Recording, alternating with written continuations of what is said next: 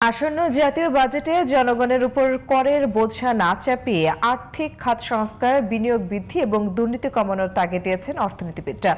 নাগরিক প্ল্যাটফর্মের প্রাক বাজেট আলোচনায় তারা বলেছেন, বর্তমান ঋণ ব্যবস্থাপনা এবং কর আদায়ের পদ্ধতি পরিবর্তন করা না হলে নতুন সরকার বাজেট বাস্তবায়নে চরম ঝুঁকিতে পড়বে।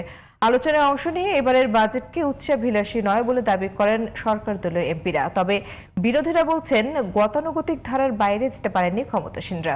বিস্তারিত আহমদ অনিকের রিপোর্টে।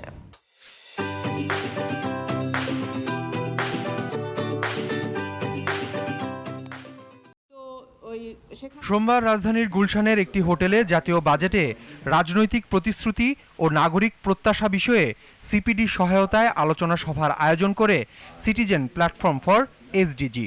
এতে অংশ নেন সরকারি বেসরকারি বিভিন্ন প্রতিষ্ঠানের কর্তা ব্যক্তি, অর্থনীতিবিদ, সরকার ও বিরোধী দলীয় সংসদ সদস্য সহ তরুণরা। সভায় আর্থিক খাতের বিশেষজ্ঞরা বলেন, আগের সরকারগুলোর ধারাবাহিকতায় বাজেট দিচ্ছে বিএনপি। আর্থিক খাত পুনরুদ্ধারে সরকারের নেওয়া পদক্ষেপ স্পষ্ট নয় বলেও দাবি তাদের।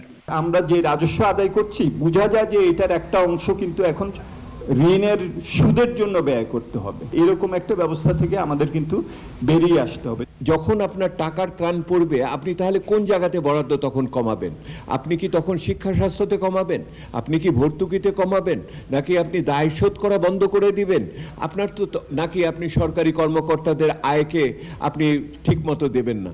এই বিবেচনাগুলি, কৌশলগুলো পরিষ্কারভাবে আমরা এখনো দেখতে পাচ্ছি না। উচ্চকর বিদ্যুৎ ও জ্বালানির দাম বৃদ্ধির বিরোধিতা করে বাজেটকে গণমুখী করার তাগিদ দেন আলোচকরা।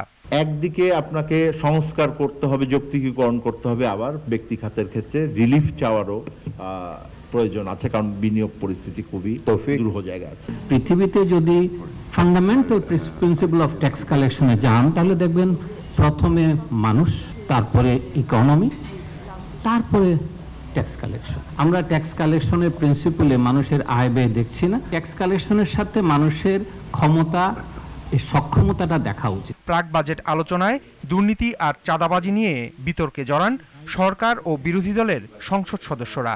প্রায় 2-3 কোটি টাকা কালেকশন হয়, চাঁদাবাজি হচ্ছে, ইটস এ ডিটেইলস আমি বলতে পারি। সেখানে আমি চাচ্ছি যে, এবং জনগণ চাচ্ছে, চাঁদাবাজি বন্ধ হোক। টকশোতে বসে, আপনার রাউন্ড টেবিলে বসে এই ধরনের আলোচনায় আমরা কথা বলতেই পারি, কিন্তু 5টা নাম যখন দিতে পারি না, সেটা তখন একটা ঢালাও বক্তব্য হয়ে যায়। কাজে এটা আমি রিজেক্ট করছি। আলোচনায় উঠে আসে এনবিআর এর সক্ষমতা ও দুর্বৃত্তায়ন, নিম্নমুখী বিনিয়োগ প্রবণতা এবং আমেরিকার সঙ্গে চুক্তিসহ আরও অনেক বিষয়। এনবিআর এর সক্ষমতা বাড়ানো দরকার। এই যে জাজমেন্টাল হওয়া, কার সক্ষমতা আছে কার সক্ষমতা নাই, এই বিষয়গুলো যৌক্তিকভাবে এনবিআর কে অ্যাড্রেস করতে পারতে হবে। যেই টাকাটা আমরা বরাদ্দ করছি, এই টাকার যদি আমরা সুষ্ঠু ব্যবহার করতে পারতাম, তাইলে হয়তো আমাদের আজকে সব খাতেই চেহারাটা একটু অন্যরকম থাকতো। ইউএস থেকে ইম্পোর্ট করলে আমাকে শূন্য শুল্ক করতে হবে।